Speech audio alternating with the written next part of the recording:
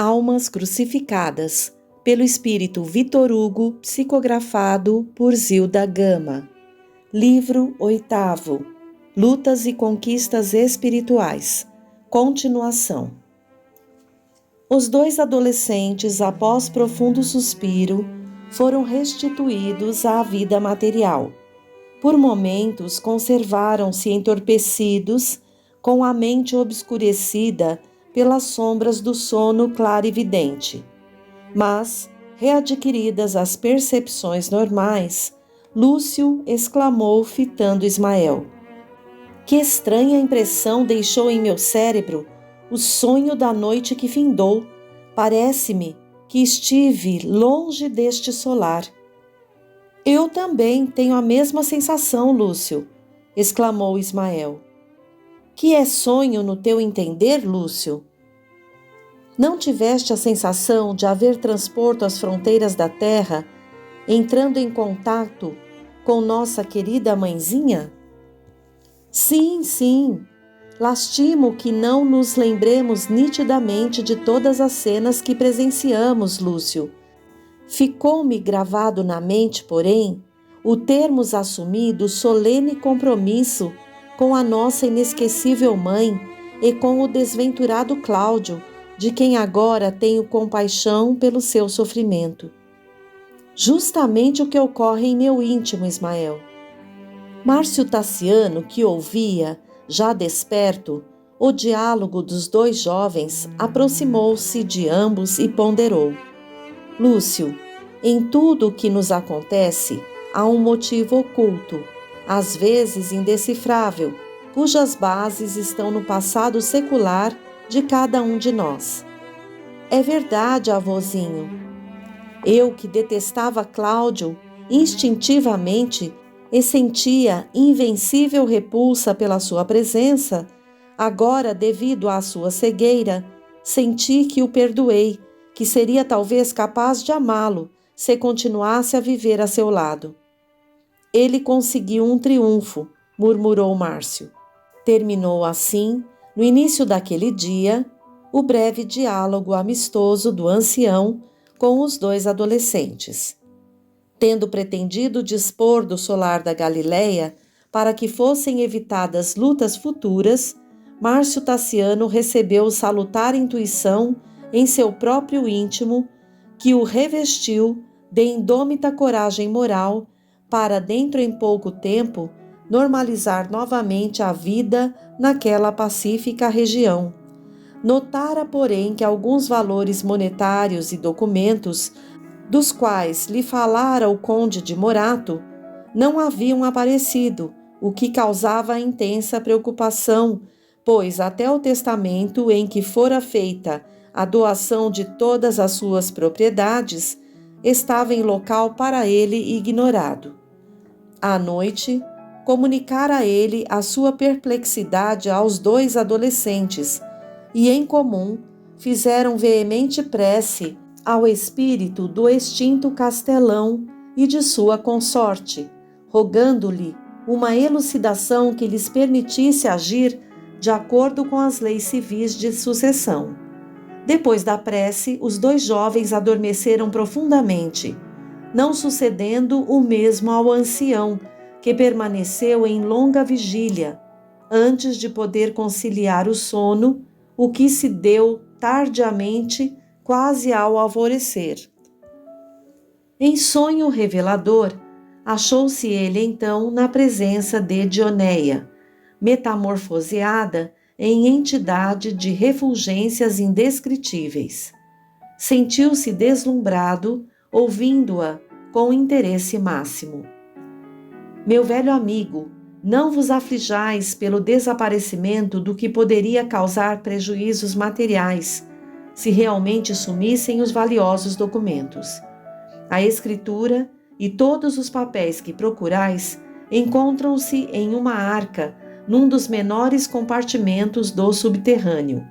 Procurai esse cofre, que contém vultosos valores também, à esquerda da entrada do subterrâneo, em esconderijo disfarçado em uma lájea que parece incrustada na parede. Todos os tesouros vos pertencem, e a Lúcio e Ismael em partes iguais. Não vos ligueis em demasia, porém, aos tesouros da terra, e sim aos do céu.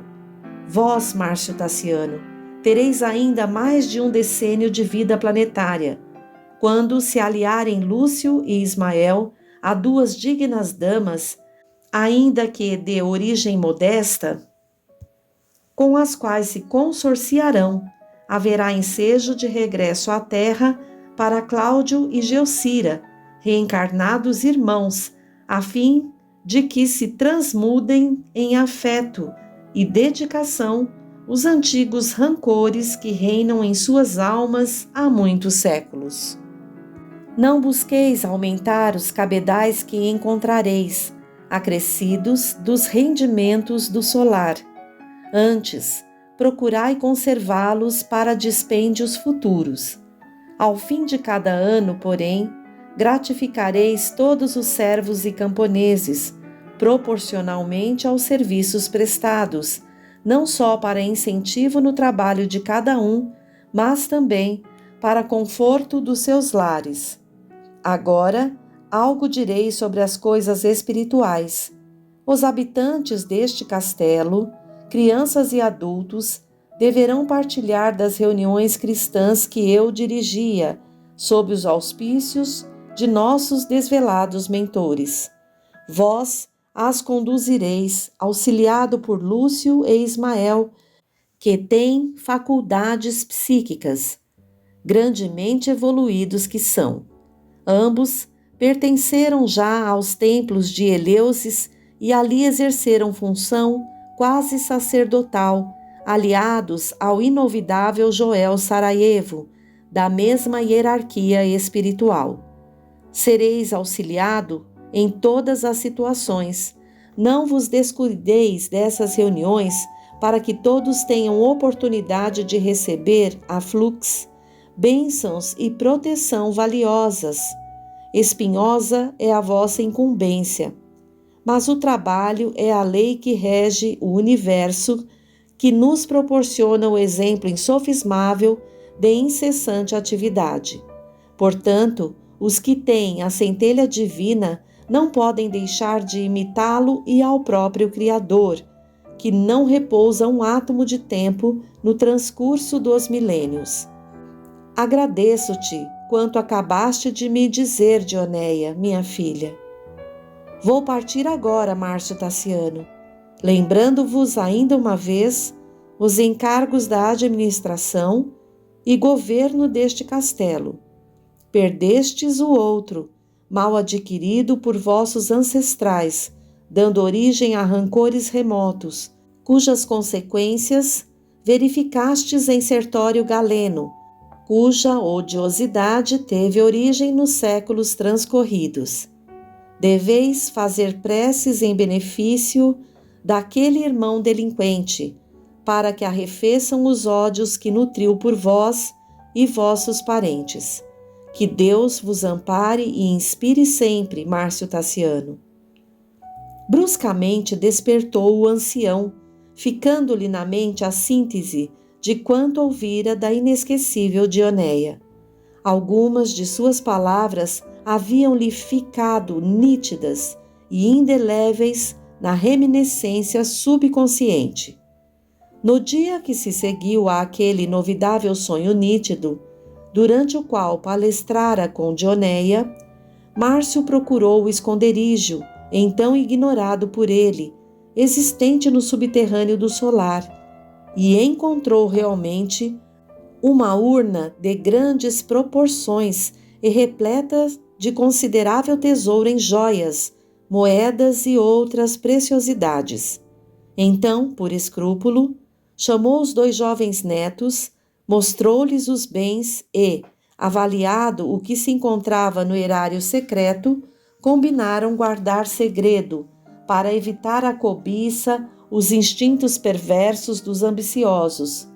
Muito os tranquilizou a descoberta do valioso tesouro que os punha a salvo de qualquer dificuldade pecuniária durante aquela existência, além de ensejar a prática de atos de altruísmo. Márcio Tassiano disse a ambos com emoção: meus filhinhos, desejo que vivam sempre fraternalmente neste solar, unidos pela mais estreita comunhão de bens e de ideais dignificadores, prosseguindo a missão da nobre criatura que se chamou Dioneia. Sim, avôzinho, disse Ismael comovido, havemos de nos esforçar por bem cumprir nossos deveres.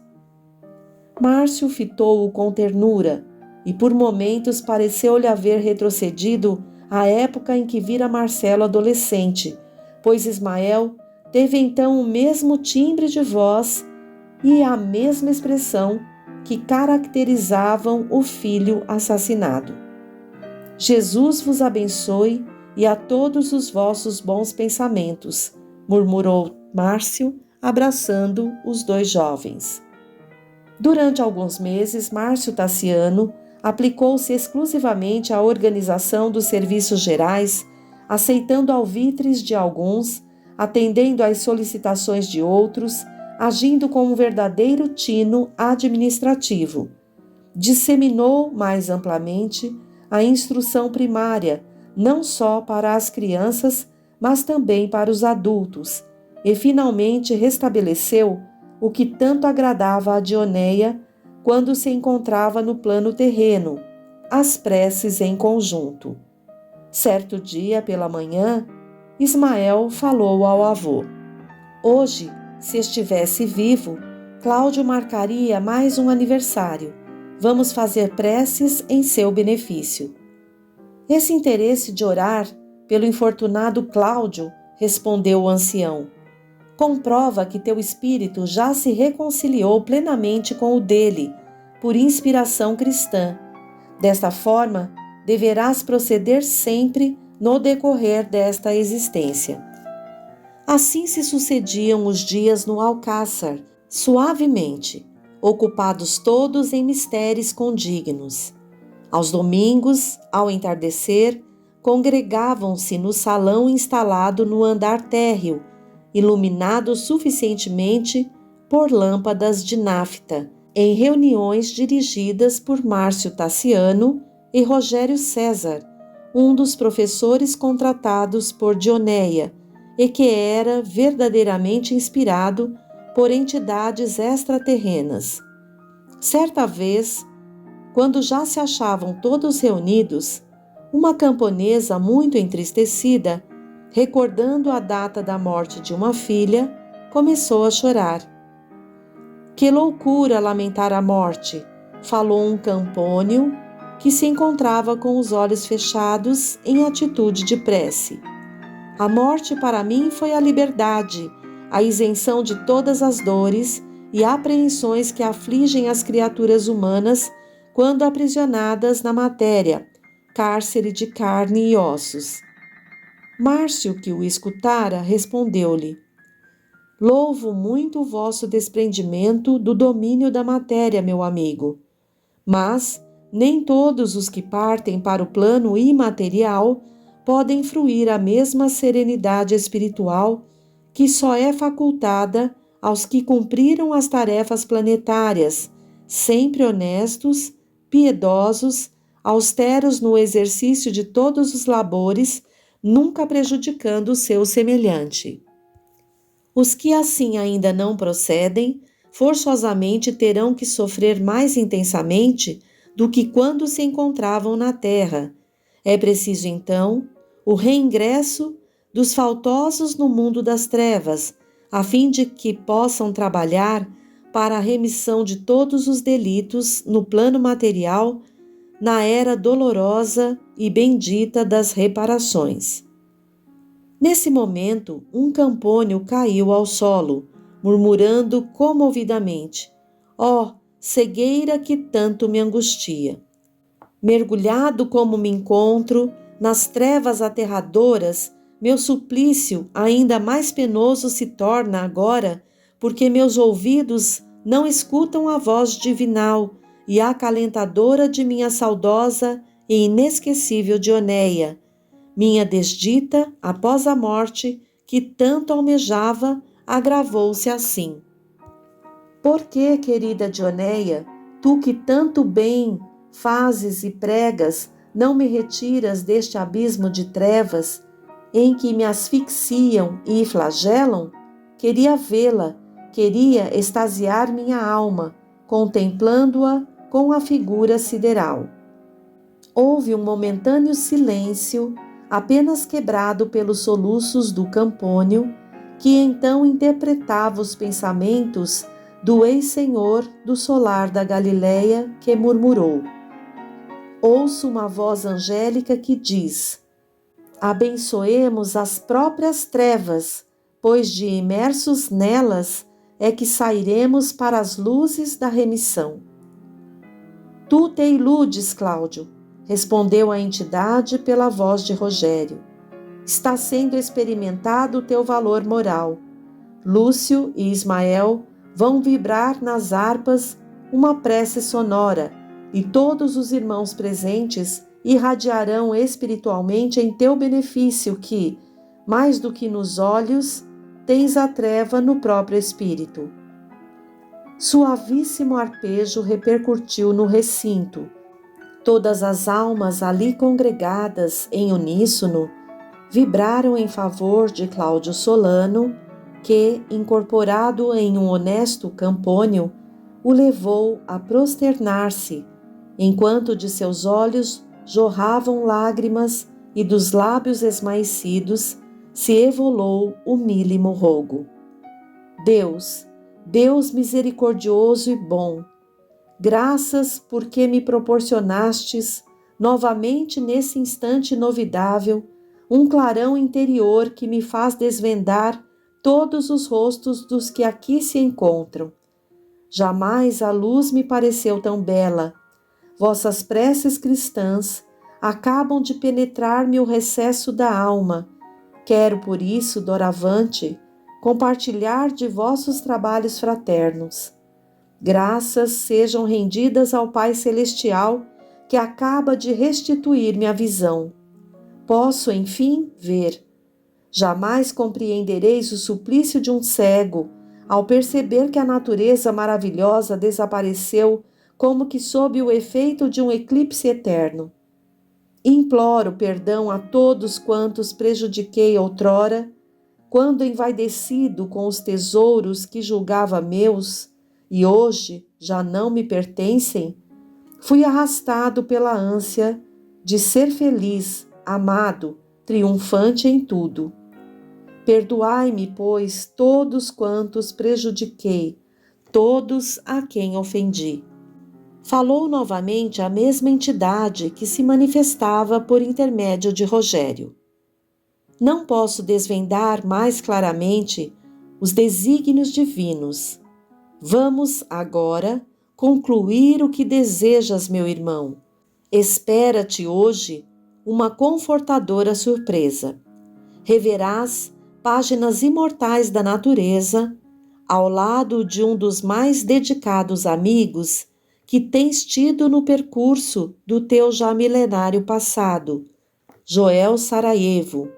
Além de Joel, terás outro emissário celeste, o que te segue e já te amparou do berço ao túmulo, há séculos, e com eles poderás deslumbrar os olhos após longo período tenebroso com os domínios siderais. Vamos, pois, terminar esta reunião cristã com a prece que vou transmitir aos assistentes, que a repetirão ao Divino Mestre Jesus. Deus, Juiz Supremo de todas as consciências, Pai compassivo e misericordioso, soberano de tudo quanto existe no universo ilimitado, aqui tendes, com as almas prosternadas e contritas, humílimos filhos vossos, que só têm um objetivo a culminar, a redenção de nossas almas, que muito carecem de vossa incomparável proteção.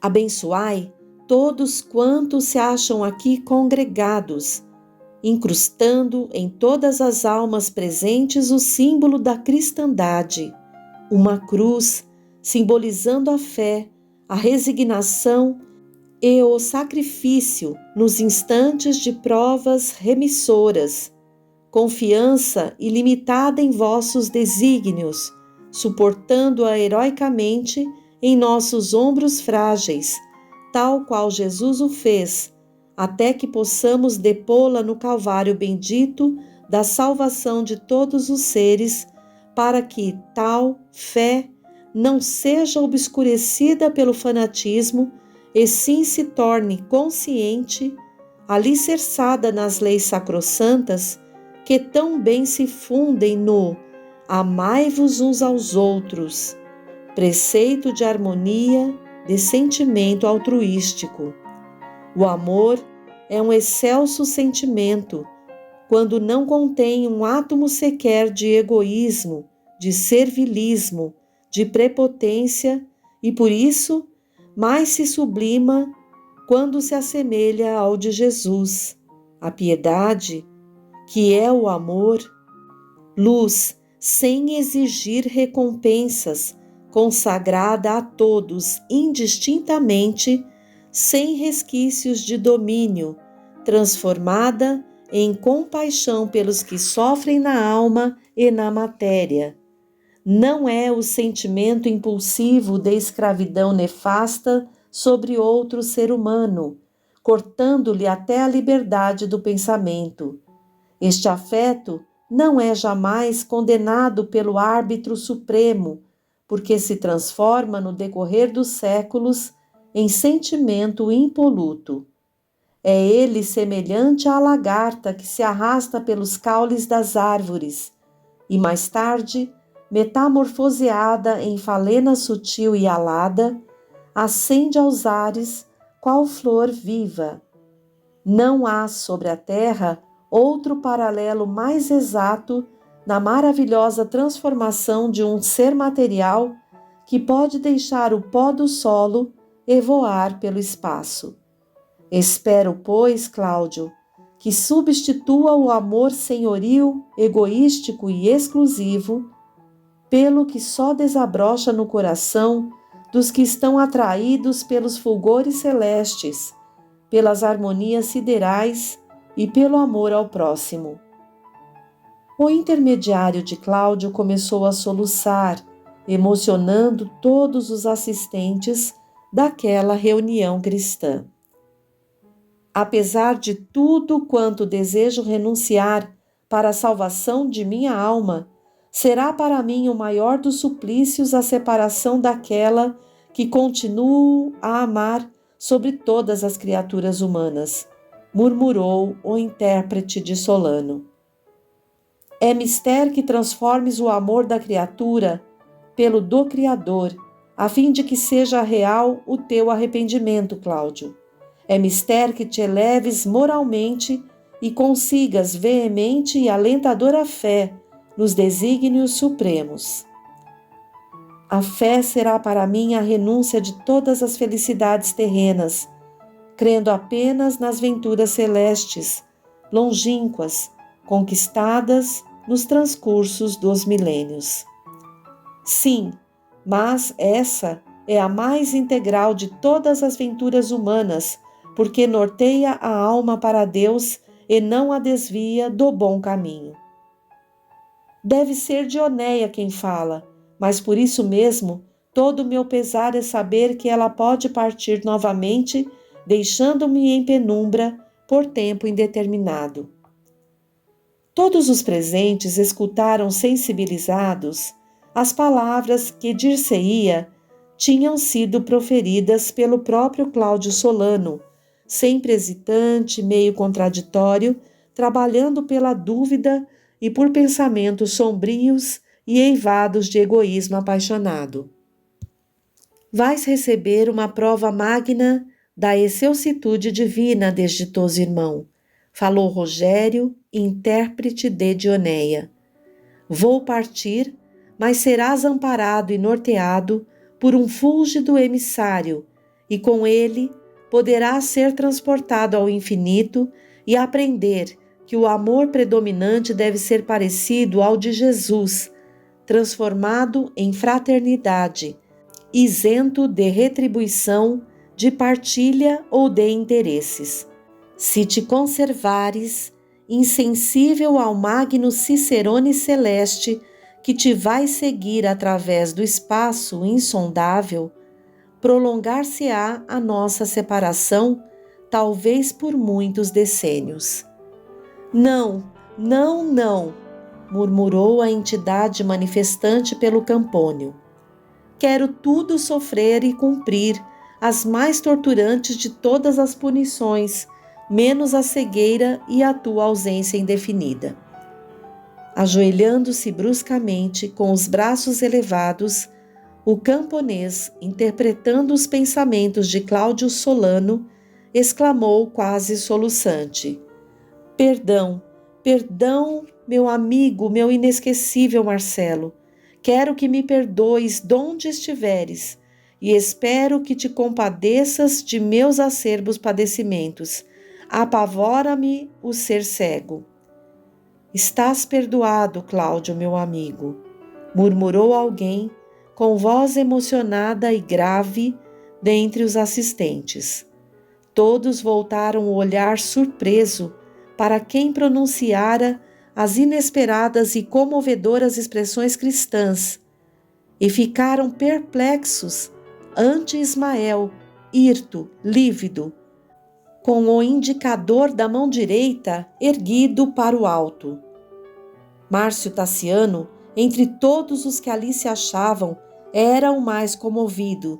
Tinha lágrimas ardentes nas faces esmaecidas, murmurando: Nós te perdoamos, Cláudio Solano.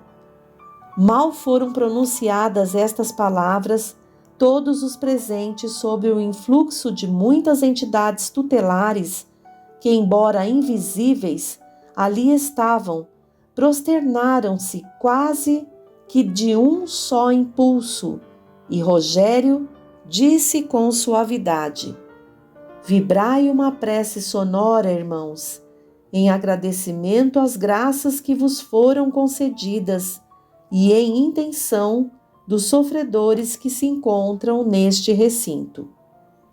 Foram estas as últimas expressões do intangível ser que se manifestara por intermédio do já referido educador. De repente, cortou os ares uma vibração inovidável. Luz, luz, eu estou enxergando todos, todos. Deus é misericordioso e patenteou-me sua magnanimidade, restituindo-me a visão. Acabo de distinguir Dioneia, quanto está formosa e distanciada de mim. Luz, já não me sinto maldito.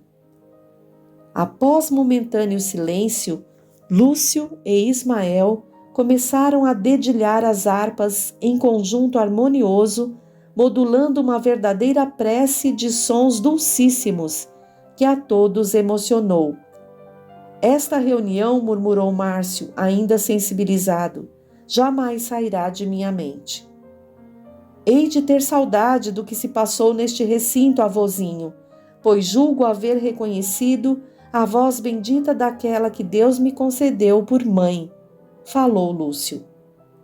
Meus filhinhos, mais tarde, quando estiverdes em pleno desenvolvimento mental, eu vos direi o que ouvi e entendi. A vida humana tem enigmas que somente Deus poderá solucionar lucidamente. A reunião desta noite foi a mais longa e inesquecível de todas as que aqui se têm realizado.